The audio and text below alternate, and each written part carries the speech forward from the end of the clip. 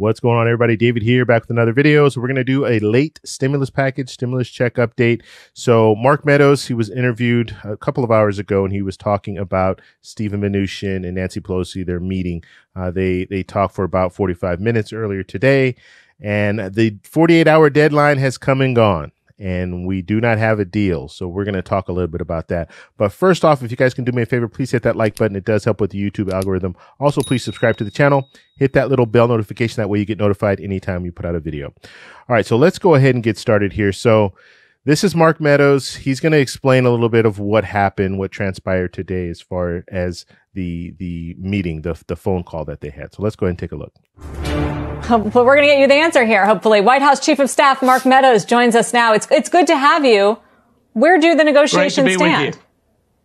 Well, I just got off the phone with Secretary Mnuchin. As you know, he had about a 45-minute phone call with Speaker Pelosi, and as they were working together, we've made good progress, and even further progress today. We still have a number of open items that still remain as of today. What we've decided to do is actually work with some of the committees on both the Senate, House committees, the corresponding committees, whether it be on tax or appropriations or health and human services. And so as we get those committees together, they're going to look at some of the language. But I want to stress, we're not just down to a difference of language and a few dollars. We still have a ways to go, but I would say that the conversations today were productive enough to continue to have discussions tomorrow, which the Speaker and the Secretary plan to do exactly that tomorrow afternoon. All right, so this is good. So they're still talking. They even want to get the congressional committees involved, which is good. That means that they're very, very serious about this. They want to crunch the numbers and see where they are when it comes to how much it's going to cost and everything. So that's really good. The fact that Steven Mnuchin and Nancy Pelosi will be talking tomorrow, that's another good sign. Now, will this happen before the election? That's the whole talk, right? And that's the whole reason for this 48-hour deadline. Because that's come and gone, we're probably looking at a situation where it's not going to happen before the election. But as long as they're talking, let's hope that we can get something done soon after the election. Like I said, I'm not very optimistic when it comes to this because I know how politicians are, especially in a lame duck Congress. And if we have a president who does not get reelected, he's not going to want to do anything. So that is the fear. And so that's been the fear all along. We're just going to have to kind of go with it and see where it goes. All right, let's go ahead and continue. Where are we on the total size of the package at this point, which has also been a big sticking point and moving target? It has been a big sticking point. As you know, the Secretary and I have actually increased the offer from the $1 trillion mark that we started with. It went to 1.3, then 1.5. It currently sits at about 1.88. Speaker Pelosi continues to stay at her $2.2 trillion mark or 2.4, depending on what she puts in the package. So there's still several $100 billion apart between the two parties. The state and local spending is still an issue that remains largely unchanged and still with a long ways to go. But that being said, what we're trying to do is take some of the policy differences that would be poison pills for Senate Republicans, work with our Senate colleagues, working with Leader McConnell and his team and his corresponding chairman of committees to try to at least get the language in a place that even if we can work on the numbers. I spoke to the president a couple of times on this today. He's been very, very bullish on trying to make sure that if it's just a dollar amount that we're disagreeing on, that we perhaps increase the amount of money that we have for support for small businesses and PPP, that we provide some additional tax incentives for onshoring for manufacturing coming from abroad to the United States, or that we increase those direct payments to both adults and children that have really suffered under this pandemic slowdown. And so right now it's twofold. So it's not just the money, but we're still several $100 billion apart in terms of reaching a deal. So I would think that those discussions hopefully will make progress again tomorrow and perhaps the following day.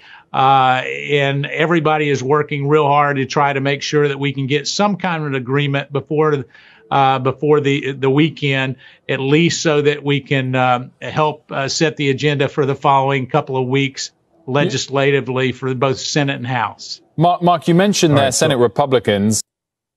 Okay, so let me stop that. I just wanted to talk a little bit about, so you heard him talk about the increase of direct payments. Now, I think he's talking about the dependents. So adults and children, maybe $1,200 instead of the $500. I don't know exactly where they're going with that, but that would be an increase because right now it's $500. At least that's what the proposal says. So maybe they can increase that to $1,200. So much like the HEROES Act, where it was $1,200 per individual and then $1,200 per dependent, if it's a child or an adult. So I think that's where he was going with that. This is one of the situations where if you are getting close, this should be a time where you pull the president in and have him sit down or have him on a phone call with Nancy Pelosi and with Chuck Schumer. If you're that close, the president needs to know, because the president, just asked Mark Meadows, is this just a money thing? Can we just put more money, throw more money at it, I guess is what he's saying. But it's not just a money thing. They're talking about language. They're talking about some other stuff as well. So it's not just, give us $2.2 trillion, because you can give me $2.2 trillion. And then if the language is wrong, then that $2.2 trillion will never get spent. Because like Nancy Pelosi was saying before, if it's if it's may and not shall, then we could say, okay, we're going to give $2.2 trillion. And you may give us $1,200 per dependent, but that doesn't mean you have to. It's not you shall give us $1,200 per dependent. It's you may give us $1,200 per dependent. So it's one of those situations where they do have to work on the language, and Mark Meadows is saying that. But on top of that, the money, the overall money amount is something that they're looking at. And when you hear the money amount, the Senate Republicans are really watching this because they do not like this money. They don't like this money amount, this 1.8 trillion, 1.9 trillion, wherever it is. They're not comfortable with it. And they're making they're putting their voice out there saying that they're not happy with it. All right, let's go ahead and continue. And you also mentioned prior to that the progress between Speaker Pelosi and Secretary Mnuchin. Are Senate Republicans now the biggest hurdle to getting a deal over the line before the election? No, it's a great question. Actually, I think the biggest hurdle of getting a deal still remains Speaker Pelosi. If I were to characterize it in one way, we've continued to offer a number of different options, a number of different compromises, whether it's a small bill that we would add to as Leader McConnell and the Senate Republicans are working on, or whether it's actually increasing the offer from the Republican side coming from the White House. We've done that, but I can say that the Speaker largely has remained unchanged, even though the number came down from her original HEROES Act. I don't know that there were a whole lot of compromises that were made as much as she changed timelines to just lower the total amount of money. And so the biggest stumbling block remains Speaker Pelosi and her unwillingness to take yes for an answer. All right. So you heard that last part, and that's to be expected. Of course, Mark Meadows is going to say, yes, it's Nancy Pelosi's fault. I've always looked at it as Nancy Pelosi's holding things up, but you also have Senate Republicans that are holding things up. And so at least one side wants something. They want a stimulus package on the Democrat side. They want something. But on the Senate Republican side, there's some of those Senate Republicans, and I mean, at least half of them, I won't even say half. We have about 20 right now, but I'm sure there's some that are just not being vocal right now that don't want another stimulus package at all. So I don't know how you feel about that, but that is, and they've said this, they've openly said this. They sent a letter to the president, sent a letter to Mitch McConnell saying that they don't think we need another stimulus package at all. And they did this 3-4 months ago. So This is where we are right now.